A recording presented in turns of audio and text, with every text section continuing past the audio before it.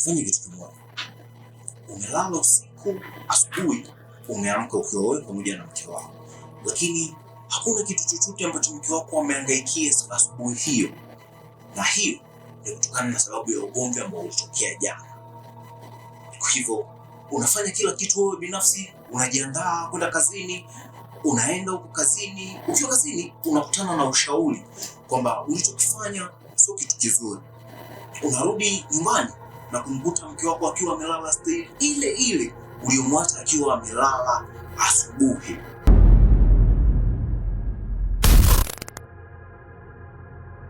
Bwana, hii inamaanisha kuwa mke wako amefariki, na ni masaa zaidi ya 12 ambayo toka umetoka na umerudi. Inamaanisha alifariki asubuhi na mapema kabisa.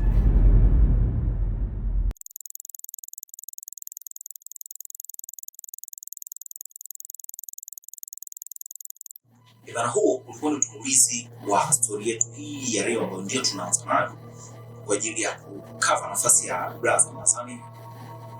Tutaendelea kufanya hivi mdogo mdogo, na baadhi ya mawasiliano ukitaka kunishauri, ukihitaji kuniletea story na yenye mkakasi na inayosisimua kama hizi, nitaacha namba hapo chini, sisi utachukua utawasiliana na mimi kupitia WhatsApp. Tuanze story zetu. Wewe ni kijana mwenye umri mdogo ambaye ni mfanyabiashara mzuri na umejifunza biashara kulingana na kuwa wazazi wako wote wawili walikuwa wakifanya biashara. Na kwa nini una umri mdogo mfanya biashara mkubwa na upo katika ndoa? Hii ni kutokana na situation ya ujana ili kufanya ukapata bahati ya kumpa mimba huyo binti na mkao mmepata bahati ya kuishi pamoja. Sasa kulingana na kuwa wewe ni mfanyabiashara mkubwa, unapokea dili pamoja na matenda mbalimbali kutoka sehemu za mbali, ulipata safari kidogo, ukao umetoka na kumwacha mke wako, ukao umeenda kwenye hiyo trip ya kikazi. Wakati umemaliza trip yako ulikuwa haujui utarudi lini, hivyo hata mke wako wakati unamwaga haukumwambia utarudi lini. Wakati wa kurudi ukaamua hata ni surprise mke wangu, hata nifanyie surprise kidogo, tukumbushie baadhi ya mambo, baadhi ya moment ambazo tulikuwa tunazifanya kabla hatujaanza kuishi pamoja kama mke na mume. Hivyo ukiwa safarini unawaza vitu gani vya kumfanyia ili aweze kujisikia vizuri, ajisikie amani. Lakini kama sio mbaya, ukamnunulia vijizawadi vidogo kwa ajili ya kumfanyia tu mshangao mfupi. Na usishangae nasema mshangao, surprise kwa Kiswahili ni mshangao. Kwa ukao umemwandalia vizawadi vidogo vidogo kwa ajili ya kwenda kumfanyia kitu kama hicho. Ulipofika nani nyumbani kwako, ukaingia ndani, milango ukaikuta ipo wazi. Na kwa kuwa ni mtu wa hadhi kidogo, kwa nyumba yako ilikuwa so toka mbaya, yani sebule, dining, nini, jikoni, sijui chumba kile. Kwa ni nyumba ambayo ukihitaji kumtafuta mtu akiwa peke yake ni lazima ule trip za kutosha. Na ndivyo ambavyo ilitokea kwa kijana wetu. Alipofika, aliingia sebreni, alikuta TV ikiwa inazungumza lakini hakukuwa na mtazamaji. Akahisi maybe itakuwa yuko chumbani. Akaelekea chumbani lakini pia hakumkuta. Ikabidi sawa anaingia kwa kila baadhi ya chumba, lakini alipopita maeneo ya jikoni akasikia sauti ya mtu akiimba. Hivyo ikabidi anyate mdogo mdogo, na kweli alimkuta mke wake yupo akiwa anaandaa mapishi kwa ajili ya mlo wake wa siku hiyo wa jioni. Mdogo alikuwa amerudi ni jioni. Akamnyatia pale na kumkumatia kwa nyuma, akimkamatia kiuno. Mke alishtuka akihisi uvamizi nini, lakini moment za hapa na pale nini ni mume, wakaenjoy pale sekunde. Na kwa sababu jamaa alikuwa anahitaji kumsurprise mke wake, ikabidi ajihusishe na yeye kwenye swala la kuandaa chakula. Jamaa naye pia ikabidi akamate vyombo, wakaanza kupika kwa pamoja kwa ushirikiano. Wakapika pale, walipomaliza kupika kuandaa chakula chao, kwa sababu mke alikuwa anaandaa chakula cha peke yake. Alivyoongezeka mume, ikabidi waongeze idadi, kwa sababu anakula mume na mke. Walipomaliza, chakula kiliandaliwa mezani. Tatizo likaanzia hapa. Wakiwa pale mezani, jamaa alikuwa anamtazama mke wake muda wote, kitu ambacho kilikuja kikasababisha akagundua kwamba mke wake ameconcentrate zaidi na simu kuliko jamaa mwenyewe. Binti alikuwa akionekana akichati, na mawasiliano hiyo mtu ambaye alikuwa akiwasiliana naye yalikuwa yanaonyesha yanamfurahisha kupita maelezo. Kwa alikuwa anakula, anasmile nini. Viti vyao vilikuwa vimekaa meza mmoja kule mmoja huko, yani wanakaa wakitazamana. Kwa binti anainama kila muda, anajibu text, anajibu mume wake, zeni anaendelea kupata msosi. Ikiingia notification anacheka, anaiansa, zeni anaendelea na chakula. Kile kitu kafanya mume awe na mashaka. Kwa nini nimerudi baada ya muda mrefu, lakini mke wangu afurahie kwangu? Na inaonyesha simu yake ndio kitu pekee ambacho kinampa furaha zaidi. Kuna nini kwenye simu?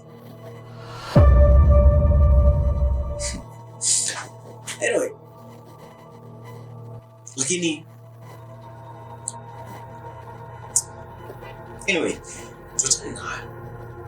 Jamaa kaona isiwe kesi, kwa kuwa simu ndio ambayo inamteki hizo kuja mimi nichukue muda wangu nikapumzika, kwa sababu nilipotoka sipati muda mzuri wa kupumzika, kwa sababu sio nyumbani. Alafu na kilichonipeleka ni kazi, kulingana tu. Usiku dokumenti, mchana niko site, usiku angaika na madokumenti, mchana niko site. Kwa jamaa akawa anaendelea kula, mara akiwa anaendelea kula amefocus, simu ikaingia ya mke. Akashika chapu, akatabasamu. Alipotaka kupokea akasita. Baada ya kumuona ni yuko mbele ya mume wake, ikabidi aikate. Zeni akatia silence kwenye simu yake, akaiweka simu chini. Jamaa yale mashaka yakawa yamezidi kuwa makubwa. Akamtazama mke wake. Zeni akaamua kuvunja ukimya, amua kumuuliza, ni nani ambaye anakupigia simu na haujampokelea, umemkatia? Mke akajichekesha pale na kusema, hakuna mtu, ni rafiki yangu tu wa chuo nilisoma naye. Jamaa haikumuingia akilini, ikabidi aache chakula, akasimama akajivuta pembeni kwanza. Akamuuliza tena mke wake, nimekuona muda mrefu toka tunaanza kula, umeconcentrate sana na simu, sijajua kwenye simu kuna shida gani? Mke akamjibu tu, simu tena ni kawaida tu, hakuna chochote. Jamaa ikabidi achukue simu kwa speed, akikwapoa simu ya mke wake, simu akaiopen, kwa sababu alikuwa anajua password ya mke wake. Akatoa tu, alipoingia kwenye missed call akakuta namba ya mwanaume imesefiwa Muga, ndio simu ambayo imekatiwa. Akatoka akaingia kwenye message, akakuta huyo Modi ndiye ambaye alikuwa na chat na mke wake muda mrefu. Anapohitaji kufungua kwenye text ili asome ni vitu gani vilivyo vinawasiliana mle, mke wake akaikwapoa ile simu. Jamaa akajikuta ametoka huko na stress, anahitaji kutulizwa na mke wake, lakini mke wake anamuongezea mambo mengine ambayo sio mambo mazuri. Jamaa kaona apotezee, akamwacha mke wake akiwa anakula, hata nusu ya msosi wake alikuwa bado hajafika. Akaenda zake kulala. Akaingia zake, akajifunika, akajitenga zake vizuri tu. Yaani hahitaji shari, hahitaji heri, hahitaji chochote kwa wakati huo, kwa sababu tayari ameshakuwa confused. Mke wake naye bila kujali, kwa sababu yeye anajua kabisa mbona kama amekasirika, kitu ambacho sio sio kitu cha kumfanya akasirike. Akampotezea jamaa. Akampotezea jamaa, akaendelea kula. Akala mpaka ambapo akahisi hapa sasa inatosha. Akafanya zake usafi pale mezani na kwenda kuweka vyombo vyake ndani. Na hii ni moja kati ya tatizo la wanawake wengi. Huwa kuna baadhi ya mambo mnayachukulia kawaida, lakini mwenzi wako anakuwa amelichukulia jambo serious sana. Basi mke naye alipofika muda wake wa kulala, akaizima kila kitu, akaingia chumbani kwa ajili ya kujipumzisha. Akamkuta mume wake amelala, ameangalia upande wa pili. Akajaribu kumsemesha, mume akamwambia, please, naomba uniache nipumzike, nina mambo mengi ya kufanya, kitu changu kikae sawa. Mke akajaribu kumnana, lakini jamaa akamuonya sana kwa kumbatia sauti kwamba sihitaji usumbufu wako. Tena mke kama basi isiyo shida, tutaongea, tutaeleweshana hata asubuhi. Na mke ikabidi achukue muda kwa ajili ya kupumzika. Akalala yeye. Jamaa akiwa katikati ya usingizi alianza kuota ndoto, akihisi anaitwa. Baadaye akahisi ile sauti ipo kwenye uhalisia. Anakuja kushtuka, akakuta ni mke wake anamwita na kumtikisa, mume wangu. Lakini jamaa kwa sababu alikuwa bado ana hasira, anahisi mke wake anataka amletee story zile. Jamaa akamkataza, sihitaji uniguse, sihitaji unisumbue, nipumzika, nahitaji usingizi wangu uwe mzuri na usiku wangu uwe mzuri mpaka panapokucha. Sihitaji kuzungumza na wewe. Mke alijaribu kulalamika pale, mume alimkazia vibaya. Basi baadaye mke alitulia. Jamaa alilala mpaka asubuhi, na siku hiyo alichelewa kuamka kulingana na kuwa alikuwa ametoka kwenye trip na alikuwa amechoka. Na siku hiyo jamaa alichelewa kuamka kulingana na kuwa alikuwa na work trip, alikuwa amechoka vibaya. Kwa aliamka mishale ya saa 12, na kawaida alikuwa anapoamka anakuta mke wake amemfanyia kila kitu. Amemwandalia maji ya kuoga, amemwosha nguo, amemwandalia nguo kwa ajili ya kuvaa, atamwandaa kwa kila kitu. Jamaa akitoka kuja kuoga asubuhi, atapakwa mafuta, atavarishwa, atanyunyiziwa marashi, atafungwa vizuri, atatengenezwa kola. Kila kitu kuoga kinakuwa chini ya usimamizi wa mke wake. Ataandaliwa mpaka vifaa vya kuendea ofisini, kama ni laptop, sijui kuna kibegi, kuna makorokoro gani, simu ambayo mume wake ataitumia siku hiyo. Huwa ni jukumu la mke. Lakini mume alipoamka siku hiyo alikuta hakuna kilichoandaliwa. Hivyo akamwangalia tu mke wake alipokuwa amelala, zeni akaanza kujihangaikia yeye binafsi. Akaandaa kila kitu, akajiweka sawa nini, kujiweka smart.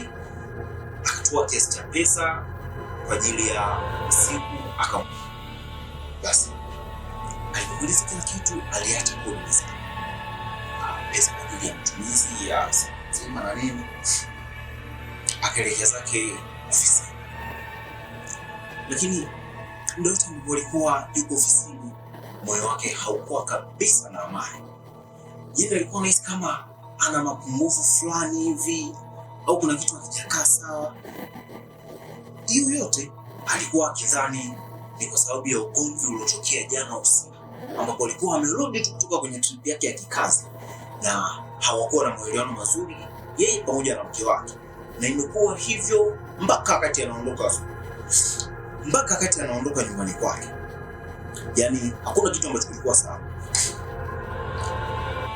Kila kitu kiliendelea, akafanya kazi zake nyingi, lakini alikuwa ni mtu mwenye kusita, mara afanye vitu kwa kukosea.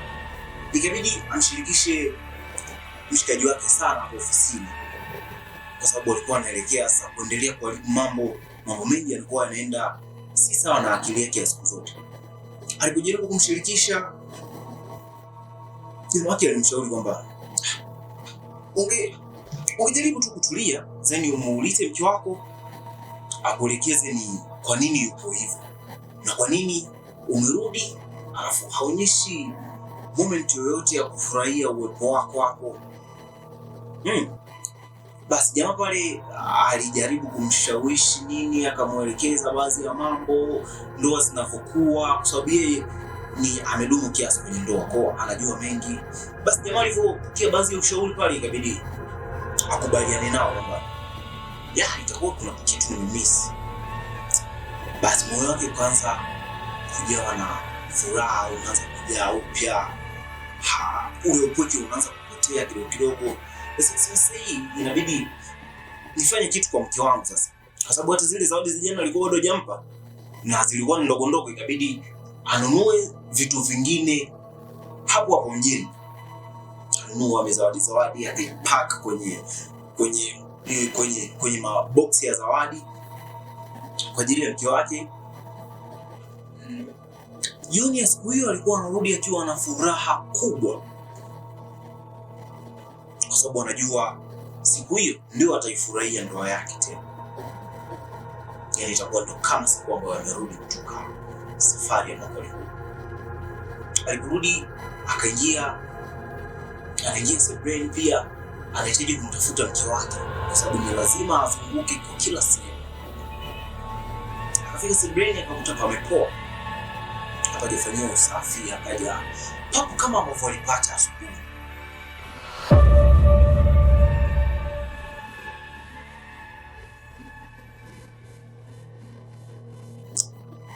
Ikabidi aelekee jikoni, labda mke wake muda huo atakuwa yupo kwa ajili ya kupika chakula cha jioni. Pia akapakuta pako vile vile, yani hata vyombo vilivyotumiwa usiku wa jana havijasafishwa.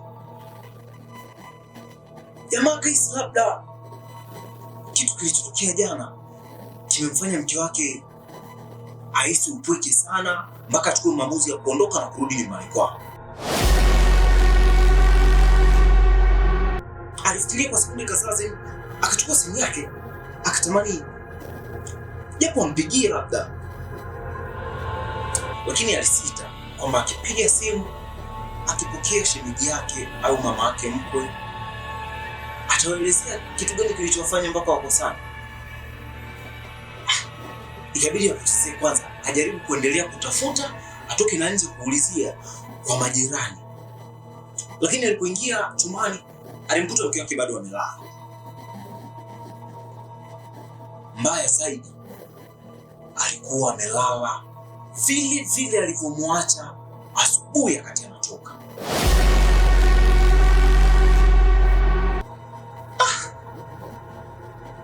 Bana, yani inamaanisha mke wake amefariki. Muda gani? Kwa nini amefariki? Amefariki asubuhi au usiku? Akili inamjia kwamba mke wangu aliniamsha usiku, aliniforce sana niamke, lakini nilishindwa kuamka kulingana na hasira ambazo nilikuwa nazo. Basi jamaa alianguka pale, alilia. Ilibidi alie. Alikuwa hana wazo lolote, hajui mtu gani wa kumpigia simu ampe taarifa mtu wa kwanza, hajui kitu gani anatakiwa kukifanya. Ila kwenye kumbukumbu zake alihisi mke wake alifariki usiku wa manane, muda ambao mke alikuwa anamwamsha sana mume wake, lakini mume alishindwa kusikia kitu.